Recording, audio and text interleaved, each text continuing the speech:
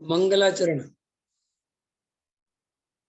मंगलमय मंगल करम वीतराग विज्ञान नमो तार जाते भय अरहंतादि महान कर मंगल करहूँ महा ग्रंथ करण के का जाति मिले समाज सब पावे निज पदरा इस भवतर का मूल एक जानू मिथ्या भाव ताको कर निर्मूल अब करिए मोक्ष उपाय आत्मज्ञान ही ज्ञान है शेष सभी अज्ञान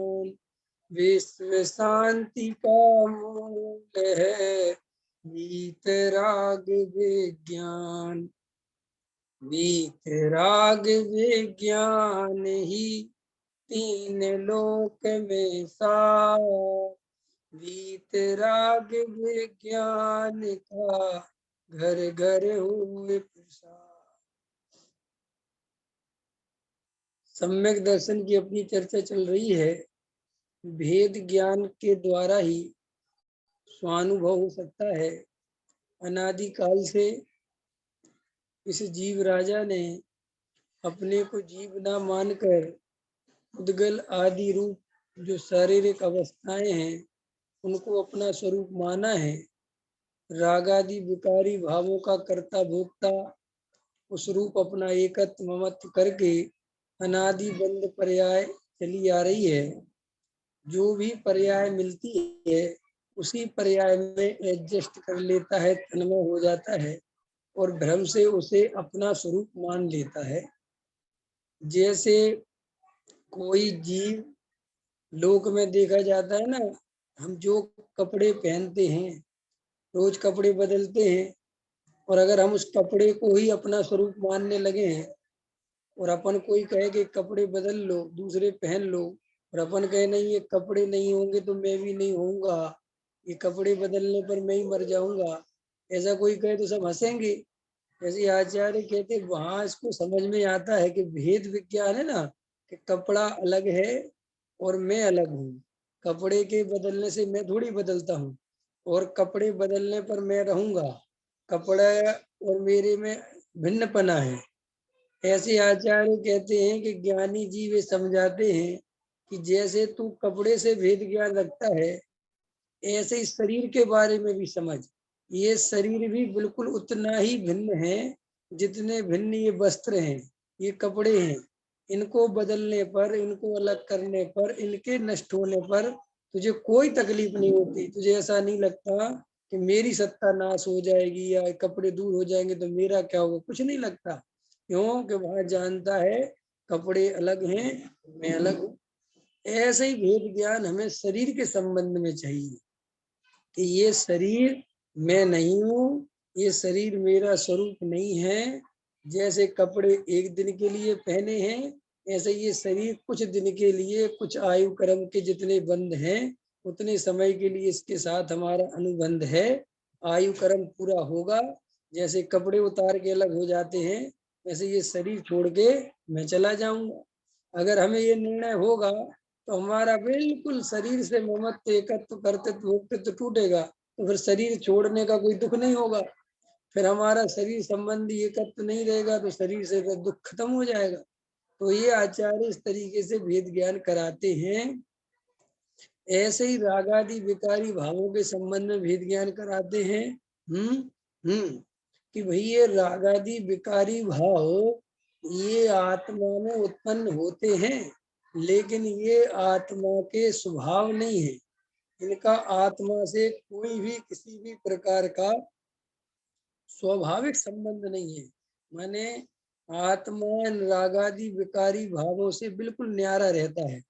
अभी आज हमारे त्रिवीण भाई अभी आए नहीं, अभी इसमें ज्वाइन नहीं किया। आज उनका प्रश्न था फिर मैंने कहा कि चलो इस प्रश्न को बार बार आता है, फिर भी अपन ने कई बार समझाने की कोशिश की है, लेकिन मैं हर बार देखता हूँ कुछ नया चिंतन, कुछ नया उसमें से निकल के आता है। तो मैंने कहा चलो आज मैं दोबारा से समझा देता हूँ। रागादि विकारी भाव ये जीव के हैं कि नहीं, इन्हें कभी पुद्गल का कहा जाता है, कभी जीव का कहा जाता है। ये सारी चीजें समझ में नहीं आती कि है किसकी, ये प्रश्न था। तो उस पर अपन ने चर्चा ली थी आज दोपहर में कि आज मैं ये रागादि विकारी भावों के संदर्भ में समझ लो कि स्थिति क्या है। देखो, कथन दो प्रकार से होता है। एक होता है प्रयोजन परक कथन और एक होता है वस्तु स्वरूप परक। वस्तु स्वरूप परक जो कथन होता है वो कहलाता है आगम का कथन। समझ गए ना, एक्चुअल स्थिति क्या है, ठीक है ना, कौन किसका है, कहाँ से जन्मा, कहाँ, ये कहलाता बिल्कुल एक्चुअल वस्तु स्वरूप किसका क्या है। और एक कहलाता प्रयोजन परक कथन, माने प्रयोजन परक माने है हमारा, लेकिन वो हमारे स्वभाव का अगर घात करता है तो फिर उसे अपना नहीं मानना। ख्याल में है कि नहीं आया? तो अब देखो, रागादि विकारी भावों का दो प्रकार से कथन समझना चाहिए। जो हमारे अंदर क्रोध, मान, माया, लोभ ये जो उत्पन्न होते हैं, ये कोई कर्म के द्वारा उत्पन्न नहीं होते, कोई कर्म उत्पन्न नहीं करता। ये जीव के स्वयं की ही एक समय की पर्याय के विकार हैं, और जीव ही इन रूप परिणमन करता है। समझ में आया? ये परिणमन किसका है?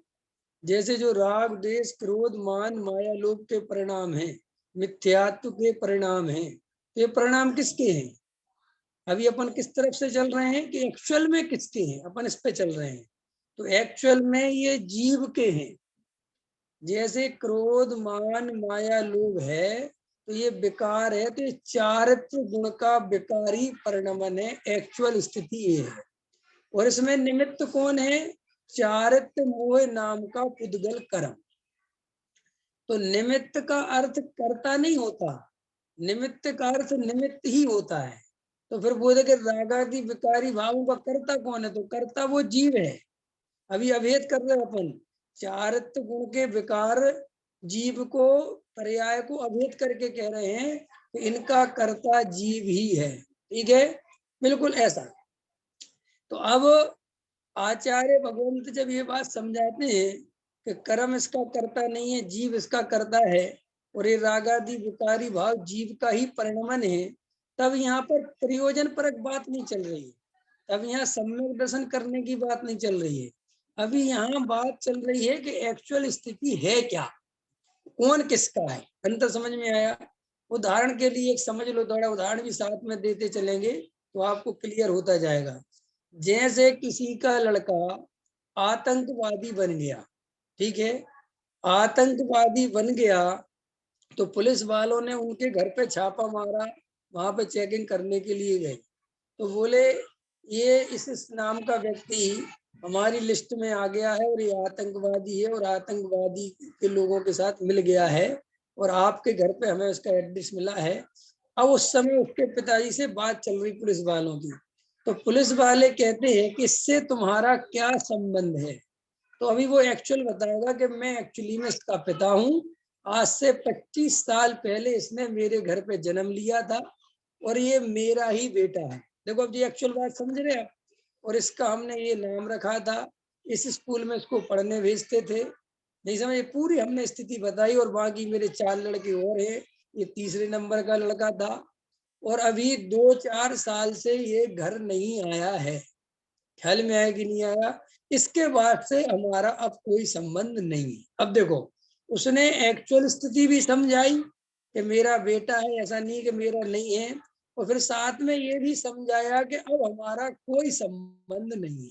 तो जहां वो ये समझा रहा था कि मेरा बेटा है, तो वहां किसी ना किसी का बेटा है, ये तो बात समझनी पड़ेगी। तो उसके लिए तो भाई वो एग्री है कि हाँ मेरा ही है। लेकिन अब प्रयोजन भूत बात है कि तुम जिस मकसद से, जिस लक्ष्य से हमारे घर पे आए हो, तो अब हमें उसके बारे में कुछ भी पता नहीं है कि वो कहाँ है, क्या कर रहा है, किसके साथ घूम रहा है, और क्या उसकी प्लानिंग है। अंतर समझ में आया? दो प्रकार के कथन समझ में आ गए।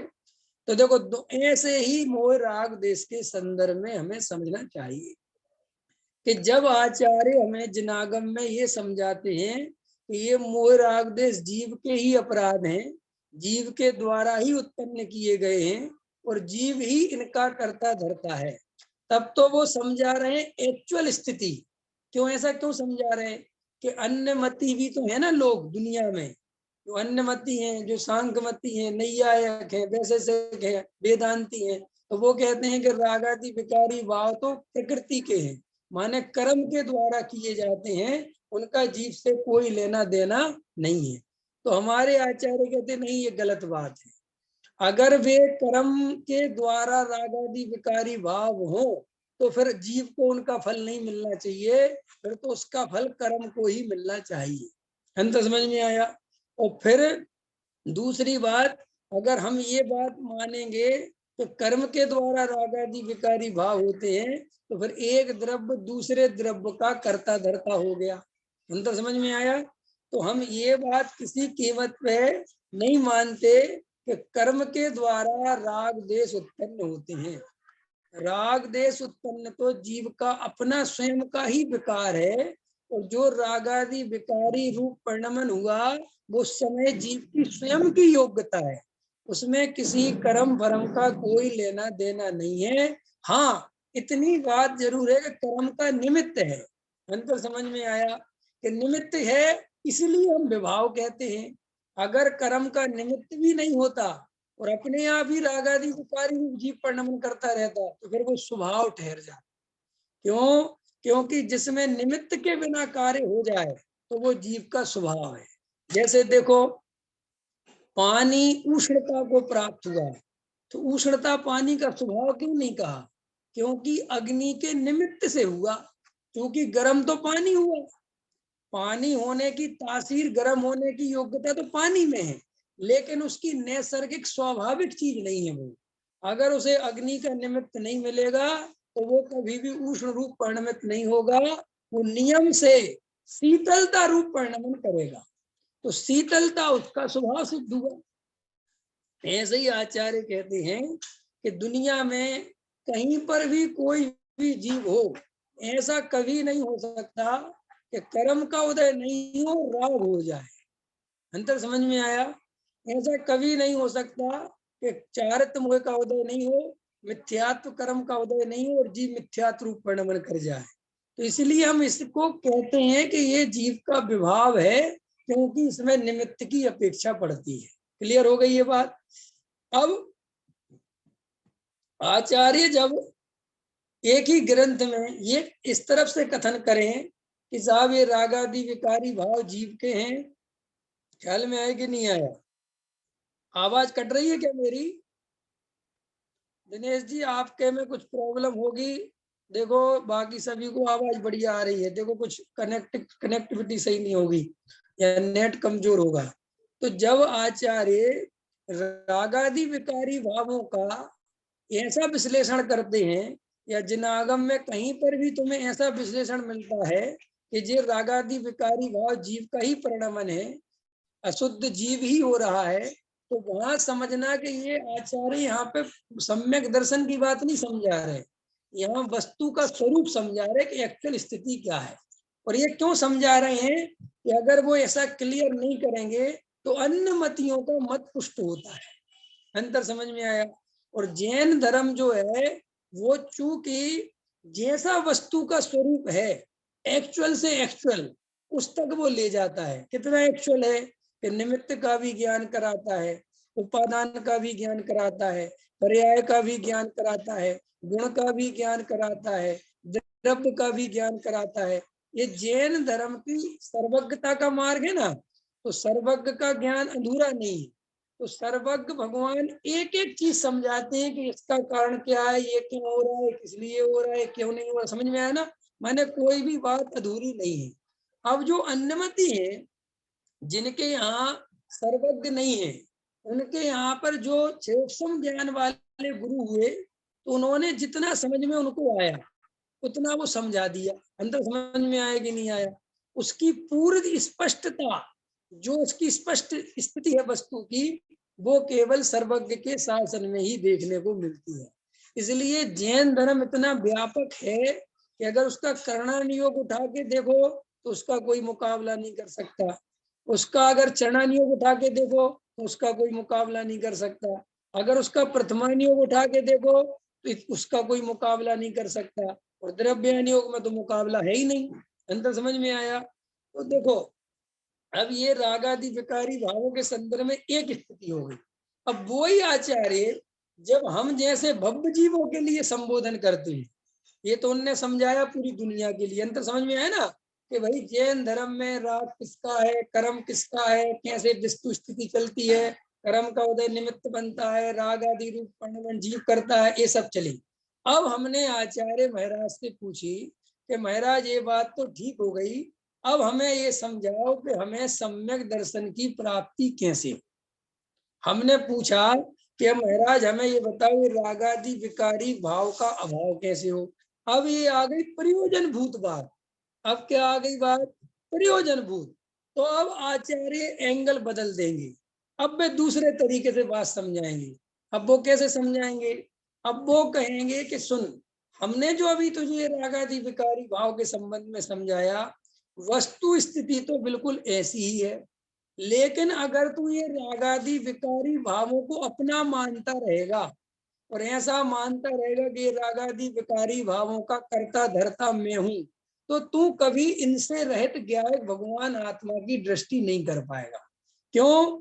कि उनसे रहित होने के लिए उनसे संबंध तोड़ना बहुत जरूरी है। अंतर समझ में आया कि नहीं समझ में आया? सबसे पहले जैसे मान के चलो हमारे घर में बेटी है, ठीक है, तो भाई ये घर में बेटी है तो श्रद्धा में इसकी शादी करके पराए घर भेजना है, ये निर्णय चाहिए कि नहीं चाहिए?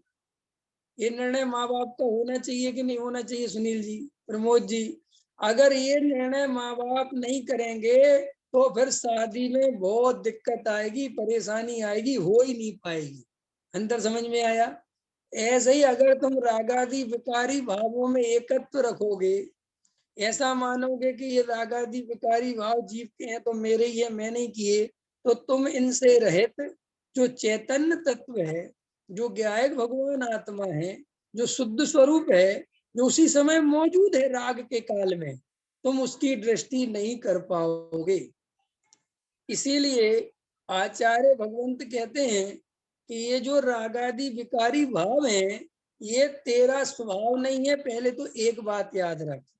दूसरी बात, ये कर्म के उदय से कैसे होते हैं? कर्म के उदय के निमित्त से होते हैं। फिर तीसरी, अब ये युक्तियां समझा रहे, अब ये कहलाती युक्तियां। युक्तियां माने अब कुछ ऐसे आचार्य युक्ति के द्वारा समझा रहे कि इस जीव की राग से एकत्र बुद्धि टूट जाए, ये राग से कर्ता कर्म की बुद्धि टूट जाए। शिष्य ने प्रश्न किया, महाराज ये मेरे क्यों नहीं है? प्रश्न समझ में आया कि नहीं आया? उन्होंने कहा इसलिए नहीं है, ये पुद्गल की प्रसिद्धि करते हैं, ये पुद्गल के लक्ष्य से पैदा होते हैं, और ये तेरा अपराध है, ये तेरे स्वभाव नहीं है। इसके लिए दूसरा उदाहरण समझो कि मेरे शरीर में मुझे बुखार हो गया, ठीक है नहीं, इस शरीर में क्या हो गया? बुखार उत्पन्न हो गया। तो देखो बुखार शरीर में ही उत्पन्न हुआ कि कहीं बाहर से उत्पन्न हुआ? अपना ही शरीर गर्म हो गया ना, बुखार माने शरीर गर्म हो गया।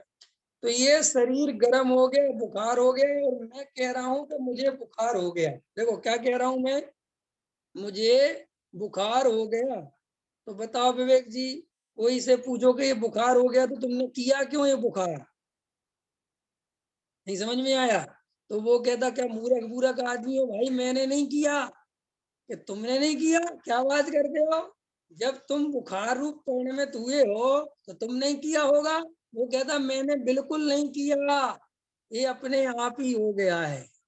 इसको नष्ट करना चाहते हो, तुम्हारे में हुआ है तो तुम रखे रहो। नहीं नहीं, जितने जल्दी बने उतने जल्दी खत्म कर दो। देखो गजब की बात आ गई, समझ में आ गई? देखो कितनी बढ़िया श्रद्धा है उसकी। बुखार को अपना नहीं मान रहा और एक तरफ से अपना मान भी रहा है, जब तो दवाई करवा रहा है। अंतर समझ में आया? क्योंकि चाहता है कि भाई इसको नष्ट करो, क्योंकि तकलीफ हो रही है मुझे। और कोई कहे कि नष्ट कर रहे हैं, तुम्हारा कर दो ना, मुझे कोई दिक्कत नहीं है, करो इसको नष्ट। लेकिन कोई कहे जब तुम्हारा है ही नहीं तो नष्ट क्यों करना, तो क्या कहेगा, मूर्ख चंद, मेरा नहीं होते हुए मुझे तकलीफ दे रहा है भाई, मेरे ही शरीर में तो हो रहा है, तकलीफ आकुलता तो मुझे ही हो रही है। ऐसे ये रागादि विकारी भाव जीव में हो रहे हैं और जीव के नहीं है। अंतर समझ में आया कि नहीं आया? तो अब वो कह रहे कि साहब रागादि विकारी भाव जब तुम्हारे में हो ही नहीं रहे तो तुम इनका अभाव करना क्यों चाहते हो? तो वो कहता है दुख रूप है, आकुलता रूप है, इससे मुझे आकुलता का वेदन होता है। अंतर समझ में आया? अब आचार्य कहते, अब देखो गजब, देखो कि देखो ये तो लो तुम दवाई, ठीक है, इससे तुम्हारा बुखार कम होगा, और दूसरी बात बार बार बुखार की तरफ मत देखो, बार बार उसी पे ध्यान मत दो, क्योंकि बार बार उसी पे ध्यान दिए रहोगे तो फिर गड़बड़ होती रहेगी। तो फिर क्या करो कि तुम उपयोग कहीं और लगाओ। जैसे कोरोना मरीज को समझा रहे हैं ना कि ध्यान मत दो, तुम शांति 4 बार उसी उसी में सोचोगे तो निकल नहीं पाओगे। कि साहब फिर मैं क्या सोचूं कि अच्छी अच्छी बातें सोचो, बढ़िया बढ़िया गार्डन के बारे में सोचो, टीवी देखो, बढ़िया अच्छे अच्छे कॉमेडी सीरियल देखो, हंसी मजाक करो, घर में अच्छा समझा रहे कि नहीं समझा रहे? तो संसार में तो यही समझाने का स्वरूप है। अब आचार्य हमारे रागादि विकारी भाव के बारे में क्या समझा रहे हैं कि हम तुम्हें एक पॉजिटिवनेस देते हैं। कि क्या है वो पॉजिटिवनेस? कि तुम्हारे अंदर एक ज्ञायक भगवान आत्मा मौजूद है इस राग के काल में। इसके काल में? इस राग के काल में। और उस भगवान आत्मा का ये राग कुछ नहीं बिगाड़ पाता। अंतर समझ में आया कि नहीं आया? तुम्हें वैक्सीन लग गई ना विवेक जी, ये पॉजिटिवनेस है ये, तुम्हें डाल दी उनने 2 खुराकें। अब तुम्हारे अंदर एकदम ऐसा लग रहा है कि कोरोना मुझे हो ही नहीं सकता, और हो भी जाए तो मेरा कुछ बिगड़ेगा नहीं। अंदर समझ में आया? हम तो अभी भी कह रहे हैं सुनील जी, हमें तो ये पता ही नहीं है वैक्सीन में पानी भर के डाल रहे क्या डाल रहे हैं, लेकिन जिनके अंदर डल जाती है उनका कॉन्फिडेंस लेवल बहुत बढ़ जाता है। अंतर समझ में आया कि नहीं आया? बढ़ जाता है कि नहीं बढ़ जाता? और अगर ऐसे ही वैक्सीन का भाव रहा तो ये तो देखना ग्लूकोज डालने लग जाएंगे, कहेंगे सबको डाल दो, दिमाग खत्म करो, कह दो कि हो गया टीकाकरण। ठीक है कि नहीं? और आदमी उससे भी जिंदा रह जाएगा। जब आदमी नकली जहर से मर सकता है तो भाई ग्लूकोज से जिंदा रह जाए, इसमें कौन सी बड़ी बात है? तुमने कहानी सुनी है कि नहीं अमेरिका की, कि वो उसको सजा देते हैं कि वो मरना चाहता है, तो वो कहते हैं यार इस पर कुछ प्रयोग ही करो, मर तो रहा ही है, मरना तो चाहता ही है, कि क्या प्रयोग करें, कि इसको अपन देखते हैं कि ये कैसे मर सकता है। तो उनने वो कोबरा का बोला कि तुझे कोबरा का जहर चढ़ाएंगे, कोबरा से कटवाएंगे, सांप से, है ना, वो कहा आंख बंद कर। और उन्होंने कोबरा बोबरा नहीं किया, उन्होंने तो सुई चुबा दी उसको, और उसको मान्यता थी कि मुझे तो कोबरा ने काट दिया। तो वो कहते 2-3 मिनट बाद जैसा कोबरा के काटने पे आदमी मरता है, बिल्कुल सेम मर गया। तो मनोवैज्ञानिक इस बात को बहुत मानते हैं कि इस अंदर ऐसी पावर है कि ये जीव जैसी धारणा बना लेता है। और ये तो देखो अपने आचार्य अमृतचंद देव ने कहा है कि नहीं कहा, ये ध्यान में भैंसा का ध्यान करता हुआ पुरुष, सुना होगा तुम लोगों ने सबने, जो मुमुक्षु भाई स्वाध्याय करते हैं, कि भैंसा का ध्यान करता हुआ वो कहता है कि मेरे सींग इतने बड़े बड़े हो गए, मैं इस दरवाजे से बाहर कैसे निकलूं, और उसे वे सींग दिखाई दे रहे हैं। उसको समझा रहे कि भैया कोई सींग वींग नहीं है, वो कह रहे तुम्हारा दिमाग ठीक नहीं है ना? तो ऐसे ही आचार्य भगवंत हमसे कहते हैं कि तुम्हें ये जो शरीर और रागादि विकारी भाव में पागलपन चढ़ गया है, इससे बाहर निकलो। है तो ये रागादि, हम ये नहीं कह रहे, लेकिन इससे छूटने का उपाय क्या है कि तुम अपने उस ज्ञायक भगवान आत्मा की ताकत को पहचानो जो अनंत शक्तियों से भरा पड़ा हुआ है। तो महाराज ऐसा भी है कि हाँ, तुम्हारे अंदर इस राग की इतनी ताकत नहीं है कि ये तुम्हारे त्रिकाली ध्रुव में कुछ बिगाड़ कर दे। इस राग की इतनी ताकत नहीं है कि ये चैतन्य को बदल दे। अंतर समझ में आया? और मजेदार बात है, तुम वही चैतन्य हो। ख्याल में आया कि नहीं आया? बुखार 2 तरह का होता है ना, एक होता है बाहरी बुखार और एक होता है हड्डी का बुखार। तो जो बाहरी बुखार होता है उससे कोई नहीं घबराता, वो तो कहते हैं कोई दवाईदार नहीं है, ये तो जरा आज तुमने काम ज्यादा कर लिया है ना, हरारत सी भर गई, थकान सी हो गई, उसका लग रहा है, बाकी कुछ नहीं है। ऐसे ही ये रागादि विकारी भाव को आचार्य कहते हैं एक समय की पर्याय का विकार है। ये जीव का त्रिकाल विकार नहीं है, जीव विकार रूप हो नहीं गया, ये तो एक समय की पर्याय में विकार है और कर्म के निमित्त से हुआ है। इसको ऑक्सीजन कहाँ से मिल रही है? कर्म के निमित्त से। फिर के साथ मैं क्या करूं कि तुम उस अभेद रूपी कला में अभी भी विराजमान हो जहां ये राग प्रवेश नहीं कर सकता। ये पॉजिटिवनेस आचार्य हमें दे रहे हैं, ये समझा रहे हैं कि तुम उस त्रिकाली ध्रुव भगवान आत्मा का लक्ष्य करो, उस रागादि विकारी भावों से दृष्टि हटाओ, बार बार इनके बारे में मत सोचो, इनके कर्ता धर्ता मत बनो, इनमें एकत्व मत करो कि ये मैं हूं। एकत्व समझ गए ना प्रमोद जी? राग हुआ और मैं रागी हुआ, अंतर समझ में आया? राग हुआ और मैं ज्ञान स्वभावी हूं, ये भेद रहना चाहिए। राग के काल में भी मैं तो ज्ञान स्वभावी आत्मा हूं, मैं राग रूप नहीं हो गया। राग है कि नहीं? तो है ना, हम है नहीं होने को स्वीकार नहीं कर रहे हैं, और दुख रूप है, और जितनी मात्रा में है उतनी आकुलता भी दिख रही है। अंतर समझ में आया कि नहीं आया? आकुलता हो रही है, तकलीफ हो रही है, ये बात हम जानते हैं, लेकिन ये रागादि की आकुलता मिटाने का उपाय भी तो उस निराकुल ज्ञायक तत्व की शरण में ही जाना है। अंतर समझ में आया कि नहीं आया? पकड़ में आई कि नहीं आई? क्या गजब की बात है? सुनो भाई साहब, इस जगत में कोई शरण नहीं है कि किसने कहा अपना शुद्धात्मा शरण है। ख्याल में आया कि नहीं आया? तू जिन्हें शरण समझ रहा है वे तो बिल्कुल अशरण है, उनमें शरण मिलने की कोई गुंजाइश नहीं है, और मिथ्यात्व के कारण वहां शरण दिखती है तो वो भी कुछ काल बाद छूट जाएगी। समझ में आ रहा अरविंद जी के नहीं आ रहा? तो अब ये पूरा क्लियर हो गया ना, क्लियरिटी बढ़ रही कि नहीं बढ़ रही कि भाई रागादि विकारी भाव जीव के हैं तो क्यों हैं, और अगर उन्हें कहीं आचार्य समझाते हैं कि रागादि विकारी भाव जीव के नहीं है तो उसका मतलब क्या है? दोनों क्लियर हुए कि नहीं हुए प्रमोद जी? अब हमेशा किसी को अब तो प्रॉब्लम नहीं आएगी ना ये बात श्रद्धान करने में कि हाँ रागादि विकारी भाव मेरे हैं और मेरे नहीं हैं, ये दोनों बातों का मतलब क्या है? क्लियर हो गई बात? तो देखो, वो जो विकार उत्पन्न हो रहा है, जो रागादि विकारी भाव उत्पन्न हो रहे हैं, वे बुखार जैसे लगने चाहिए, अपने भी नहीं लगने चाहिए और नष्ट करने योग्य दिखना चाहिए। समझ गए? बुखार किसी को अच्छा लगता है क्या? ये चलो अपना नहीं है तो बना रहे, ऐसा किसी को लगता है क्या? बोलो। अपना नहीं है फिर भी किसी को अच्छा नहीं लगता। ख्याल में आया नहीं आया मेरे साहब? ये बुखार तुमने कर क्यों लिया? ख्याल में आया कि नहीं आया? अंतर समझ में आया कि नहीं आया?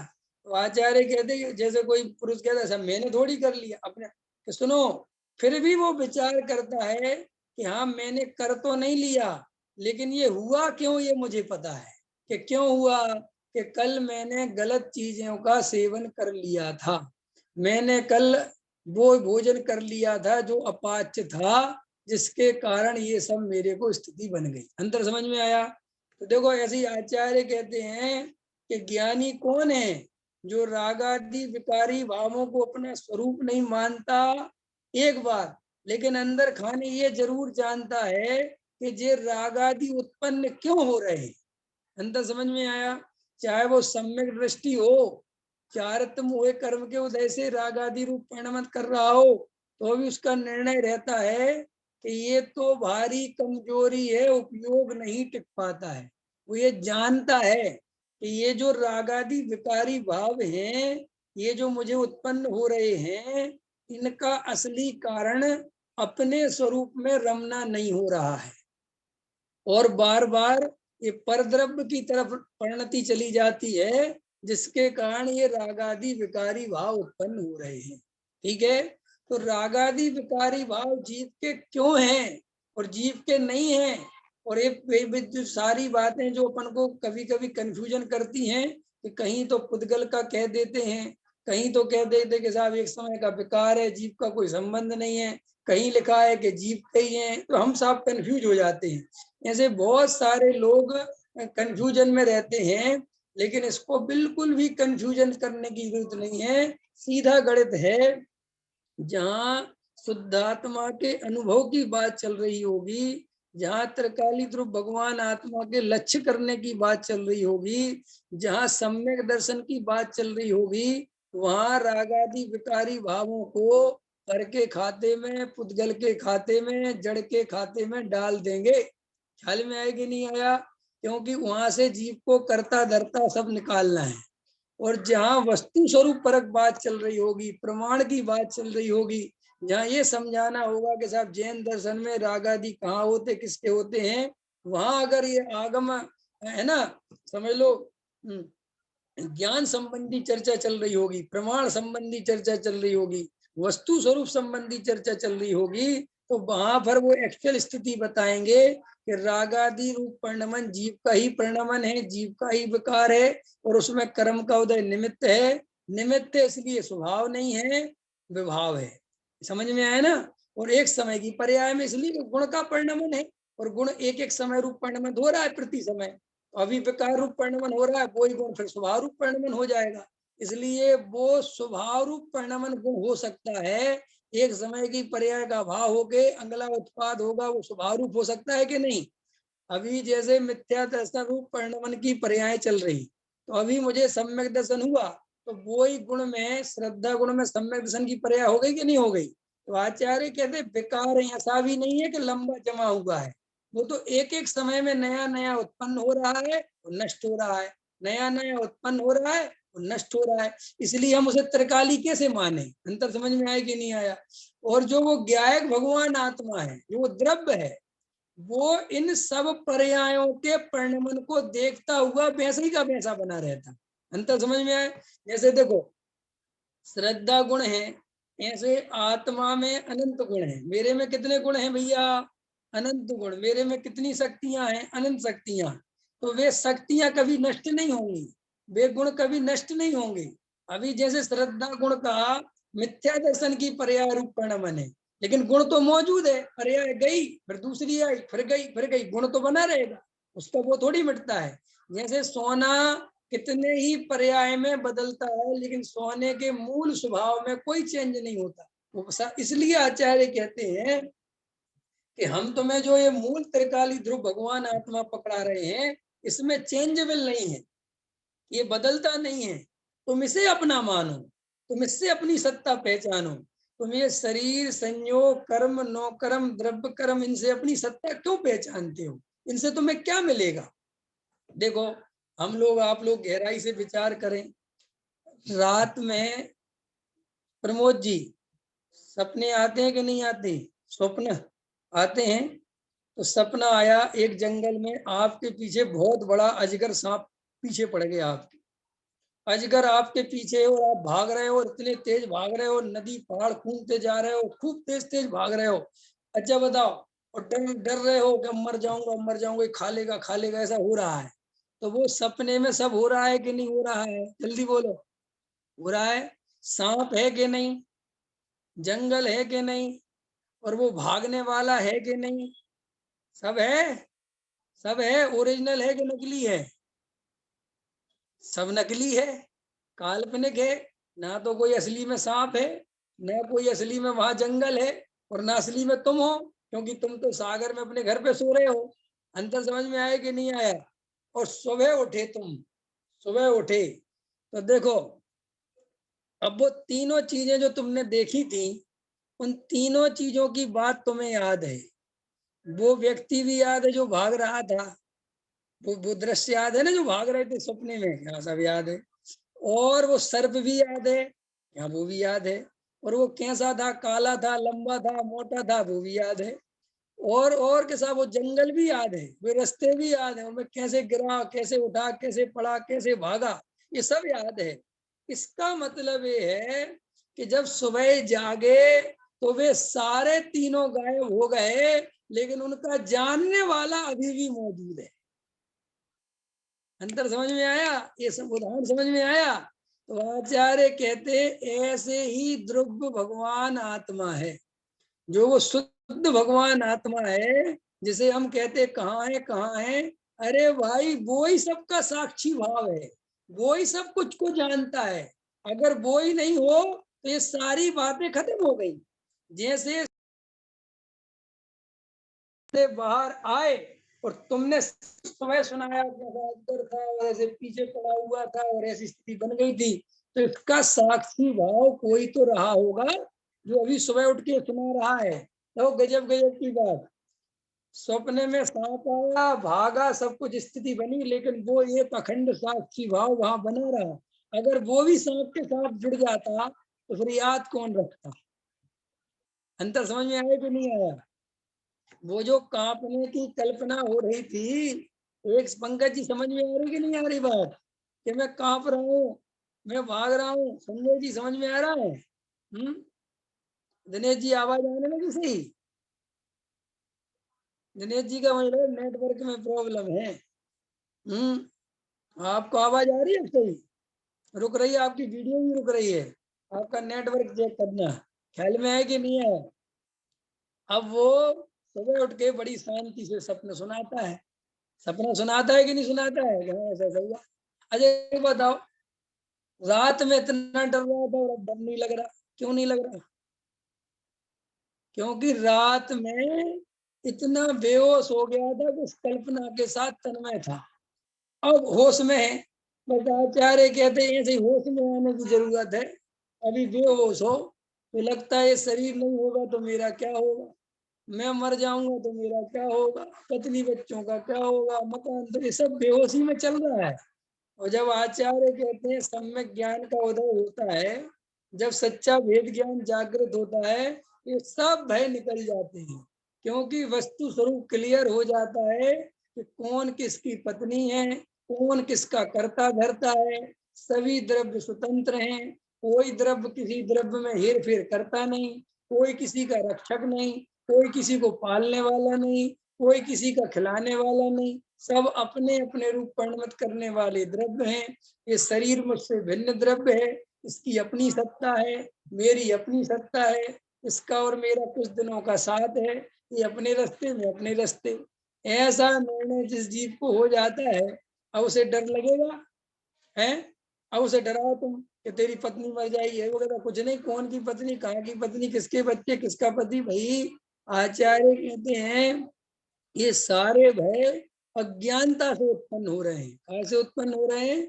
आपको पता है पूरे समय सार में आचार्य अमृतचंद देव, आचार्य कुंद कुंद देव, जब भी कोई बात आती है कि ये जीव दुखी है, ये जीव ऐसा है, ये जीव कितनी दिक्कत है, ये परेशान चल रहा है, आप एक ही बात कहते हैं, इन सब का मूल में एक ही कारण है, अज्ञान। क्या कहते हैं? अज्ञान। वस्तु स्वरूप का सच्चा ज्ञान नहीं होने के कारण, अज्ञानता के कारण ये दुख चल रहा है। दुख है नहीं। बताओ भैया, असली में अजगर है क्या? जंगल है क्या? कोई तुम्हारे पीछे पड़ा है क्या? लेकिन कुछ भी नहीं होने पर भी डर कितना लग रहा है, क्योंकि अज्ञान में ऐसी कल्पना चल रही है। ऐसे ही आचार्य कहते हैं ना, ये जीव मरता है, मरने की कोई व्यवस्था नहीं, अजन्मा तत्व है, अनंत शक्तियों से भरा पड़ा हुआ है, इसमें कोई कमी नहीं है। ख्याल में है कि नहीं आया? फिर साहब इतना दुखी क्यों है?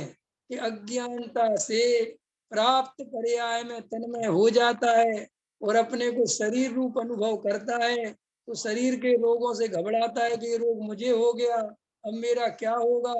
शरीर में आदि व्याधि उपाधियां आती हैं तो उन्हें अपनी मानता है, पत्नी पुत्र स्त्री आदि में अपनापन करता है, उनके बिगड़ने में अपना बिगड़ना मानता है, धन रुपया पैसा होने को सुखी मानता है, उनके संग्रह में लगा रहता है, वहां पर सुखी होता नहीं है, अंदर उनकी रक्षा के भय से डरता है कि अगर ये मेरा धन किसी ने छीन लिया तो मेरा क्या होगा। अंतर समझ में है ना? तो आचार्य कहते हैं ये सब जो कुछ भी दुख चल रहा है, इसका मूल में एक ही कारण है, अज्ञान भाव। ख्याल में आया कि नहीं आया अरविंद जी? कौन चल रहा है? अज्ञान भाव। समझ में है ना? इस अज्ञानता के कारण दुख चल रहा है।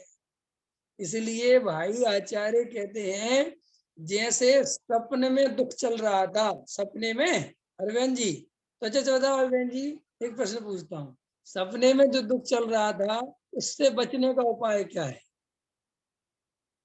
सरल है सुनीता जी। प्रश्न का उत्तर तो कि सपने में हमें दुख लग रहा था कि अजगर मेरे पीछे पड़ गया, जंगल है, मैं भाग रहा हूँ, ये मुझे खा जाएगा, और पसीना पसीना हो जा रहे सपने में। अब इससे बचने का उपाय क्या है? कुछ उपाय बहुत सरल, कि उठ जाओ, बस आंख खोल के देख लो।